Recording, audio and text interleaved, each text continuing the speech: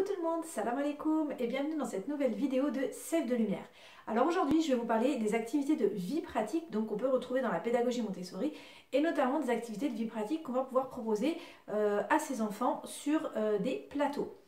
Souvent j'entends des mamans dire que la vie pratique elles n'en ont pas besoin parce que finalement elles le font dans le quotidien et donc c'est vrai pour une partie des objectifs de la vie pratique qui est l'autonomie donc dans les actes de la vie quotidienne, dans le quotidien. Donc ça c'est pas faux, il n'y a pas de souci, on peut le faire tout à fait dans la vie quotidienne. Par contre, dans cette vidéo, je vais vous présenter donc 5 objectifs, en fait, objectifs indirects de la vie pratique que vous allez pouvoir développer donc avec votre enfant en lui proposant des activités de vie pratique sur des plateaux. Mais avant de vous présenter ces 5 objectifs, je vous informe que ma formation Vie pratique est donc disponible toute cette semaine en promotion. Dans cette formation, je vous emmène avec moi et donc je vous apprends à présenter les activités de vie pratique donc pour atteindre les objectifs que je vais vous présenter donc dans cette vidéo. Je vous mets le lien en bas dans la description.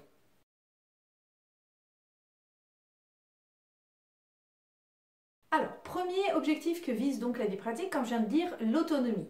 Alors, il y a certes l'autonomie, on va dire fonctionnelle, donc qui va être d'aider l'enfant à se servir de l'eau, à mettre ses chaussures, à s'habiller, ce genre de choses-là. Mais ce qu'il faut savoir, c'est que la vie pratique dans la pédagogie Montessori, elle va vraiment préparer tout le reste des apprentissages dits académiques parce qu'elle va permettre en fait à l'enfant de s'autonomiser dans son travail. C'est-à-dire qu'avec des activités qui vont être très très courtes au départ et qu'on va pouvoir présenter à des enfants de 2 ans et demi, 3 ans, on va aider l'enfant à s'organiser et donc à gagner une certaine autonomie dans son travail. C'est-à-dire prendre son plateau, s'installer à sa table ou sur son tapis et faire son activité donc du début à la fin.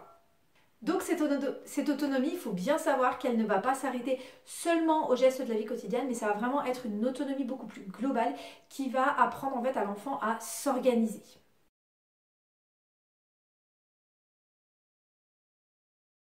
Ce qui nous emmène plus ou moins au deuxième objectif donc, que vise la vie pratique, ça va être la construction de l'esprit logique. Parce que dans les premières activités, elles vont être assez rapides et assez simples finalement, quoique pour des enfants de 2 ans et demi à 3 ans, c'est déjà un gros challenge de s'organiser de cette manière. Mais plus on va progresser et plus l'enfant va devoir s'organiser pour enchaîner les différents gestes qu'il aura besoin donc pour mener à bien son activité. Je pense notamment aux activités de vie pratique, des activités complexes qui vont être proposées aux enfants plutôt aux alentours de 4 ans, 4 ans et demi, qui vont en fait monopoliser en fait plusieurs compétences. Je pense notamment à l'activité laver la table qui va en fait faire appeler plusieurs compétences chez l'enfant. Il va avoir besoin de savoir plier une serviette, il va avoir besoin d'essuyer, il va avoir besoin de presser l'éponge, il va avoir besoin de verser de l'eau et donc tout ça il l'aura appris en amont, mais là il va s'agir en fait d'enchaîner les gestes de manière logique. Et donc tout ça, ça va donc participer forcément à la construction de l'esprit logique de l'enfant. Pourquoi on commence par faire ça et pas par faire ça et ce genre de choses-là.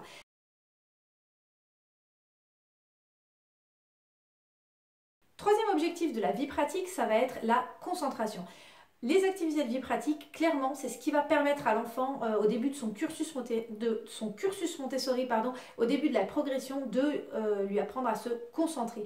Comme je vous disais tout à l'heure, les premières activités vont être très très courtes, elles vont durer quelques minutes et progressivement on va arriver donc aux activités complexes qui là peuvent bien prendre 20 minutes et donc où l'enfant va avoir besoin de beaucoup plus de concentration pour se rappeler donc de l'enchaînement des actions entre elles et donc petit à petit l'enfant va être capable donc d'augmenter sa capacité de concentration. Souvent, j'ai des mamans qui me disent que leur enfant n'arrive pas à se concentrer. Vraiment, je vous conseille la vie pratique sur des plateaux pour justement amener l'enfant petit à petit à augmenter sa capacité de concentration. Il faut bien se rappeler que la concentration, c'est un muscle et qu'il va falloir que l'enfant l'entraîne petit à petit. Il ne peut pas se concentrer du premier coup pendant 1 heure. Donc pour retrouver toutes ces activités donc, de vie pratique à présenter à votre enfant, vous pouvez aller voir donc, dans le lien dans la description. Ma formation vie pratique est donc disponible toute cette semaine en promotion.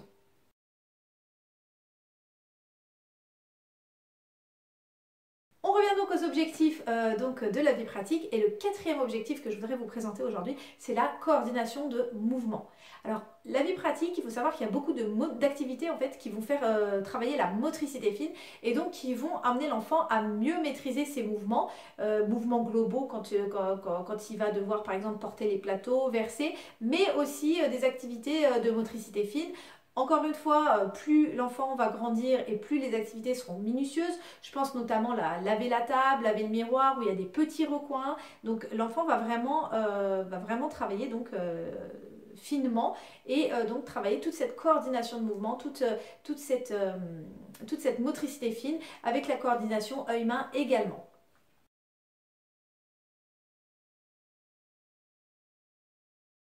Ce qui nous amène donc au cinquième et dernier objectif et qui est vraiment pas à négliger pour la vie pratique, c'est la préparation indirecte à l'écriture.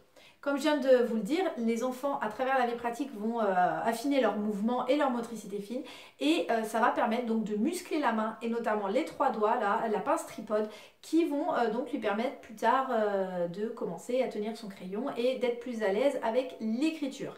Les activités de vie pratique, notamment les dernières activités complexes, il y a toujours un lien avec l'écriture. On va souvent sortir le matériel de gauche à droite. Là, je vous renvoie à ce que je vous disais tout à l'heure dans l'esprit logique, c'est aussi un petit peu ça. C'est-à-dire qu'on va toujours faire dans le sens de l'écriture, de haut en bas, de gauche à droite. Et même pour les mouvements, pour nettoyer la table, nettoyer le miroir, on va faire des mouvements anti-horaires qui en fait vont rappeler le mouvement de l'écriture. Et tout ça, donc, ça va permettre de muscler la main, de muscler le poignet et donc pour permettre une meilleure entrée dans l'écriture le moment venu. Et c'est vrai que ça, c'est un objectif qui est souvent laissé de côté, enfin qui est pas toujours connu en tout cas concernant la vie pratique et c'est vraiment dommage. Personnellement je suis passée à côté de ça avec ma fille parce que pareil à l'époque j'étais pas spécialement formée et du coup j'ai un petit peu fait de la vie pratique comme tout le monde dans le quotidien sans forcément me pencher sur ses objectifs indirects et je pense que c'est ça qui lui a beaucoup manqué donc au niveau de la motricité pour réussir à rentrer dans l'écriture sereinement. Donc toutes ces activités-là, pour rappel, je vous les propose, donc je vous les présente dans la formation Vie pratique Montessori qui est en promotion toute cette semaine. Donc je vous laisse découvrir tout ça dans le lien dans la description. J'espère que cette vidéo vous aura plu. N'hésitez pas à liker si c'est le cas et à me dire en commentaire si vous utilisez la vie pratique dans le quotidien ou si vous présentez, donc proposez des activités de vie pratique à vos enfants sur des plateaux. N'hésitez pas non plus à vous abonner à la chaîne pour ne pas rater les vidéos suivantes. Je vous souhaite une bonne journée et je vous dis à bientôt sur la chaîne Sève de Lumière.